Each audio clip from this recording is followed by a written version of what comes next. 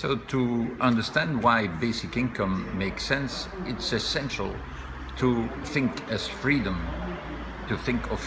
as being a central element in the vision of a good society, of a just society, which the left must have as its goal. But freedom, of course, not just in the sense of formal freedom, the sheer right to do things, but freedom in the sense of having the power to do these things, to have the resources that are necessary to do them. And real freedom, not just for the rich, not just for the powerful, real freedom for all. This must be the objective. And if this is the objective, you immediately see that these three unconditionalities that define the basic income make sense. Why? Well, look at the strictly individual nature of a basic income.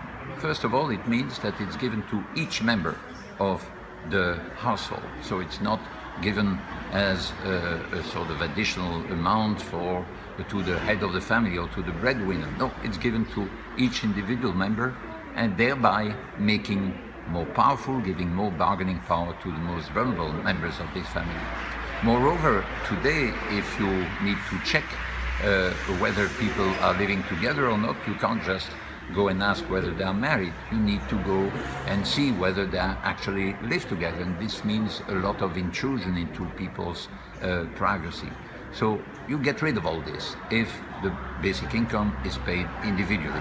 You don't lose the basic income if you go and live with someone else. The amount is not reduced if you go and live with someone else. It's strictly individual, and therefore a contribution to each person's freedom, especially the freedom of the most vulnerable people. Secondly, it's also given to the rich as well as to the poor. But this is not because it's better for the rich, it's better for the poor to give also to the rich. Obviously, a basic income needs to be funded, and the rich will fund their own basic income and also part of the basic income of other people. The reason why it's important to the poor is not only that this income not being restricted to the poor will not be stigmatizing, but in addition, it gets rid of what's often called the unemployment trap or the exclusion trap or the dependency trap, because it operates as a floor on which you can stand, not as a net in which you can get stuck. If you initially don't have a job and then you find a job that gives you some training, not very well paid, but gives you further prospects, well, under present circumstances or with a conditional minimum income scheme as that exists in some countries, you are rewarded for this effort by having your benefit withdrawn. For each euro you earn, you have €1 benefit that is taken away from you. And obviously that keeps people in this trap. Not to get rid of this trap, you need to say that this basic income is available to you whatever happens in terms of other incomes. Other incomes can be combined with your basic income without any limits. Of course, the other incomes you have will need to contribute to the funding of everyone's basic income. And thirdly, it's also unconditional in the sense that you don't need to be available for work in order to have it. That is, if you want to get rid of the job, to get out of the job in which you are, you remain entitled to this benefit. This is extremely important because unconditionally in the sense I just mentioned before, so and the fact that it's given to the rich as well as to the poor, it's a way of making it possible for people to say yes to jobs to which they couldn't say yes today because they are not paid enough.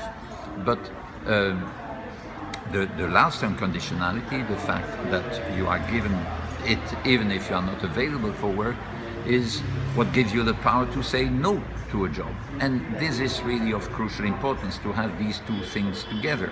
So it will mean that for some jobs, those that are pleasant in themselves or jobs that have fluctuating incomes like artists, some self-employment, these will be easier to say yes to than under current circumstances, and therefore they can develop jobs in particular which have a high training content. But on the other hand, the shitty jobs, the bad jobs, will have more difficulty to find incumbents, to find people willing to take them, because a basic income gives also the freedom, the power, the bargaining power that enables people to say no to certain jobs. So that is why these three unconditionalities feed into the idea of providing people more real freedom. Of course, basic income is not the only tool to do that. There are many other aspects that are also very important. Matters of education, matters of healthcare, matter of quality of the public space, a matter of access to the internet.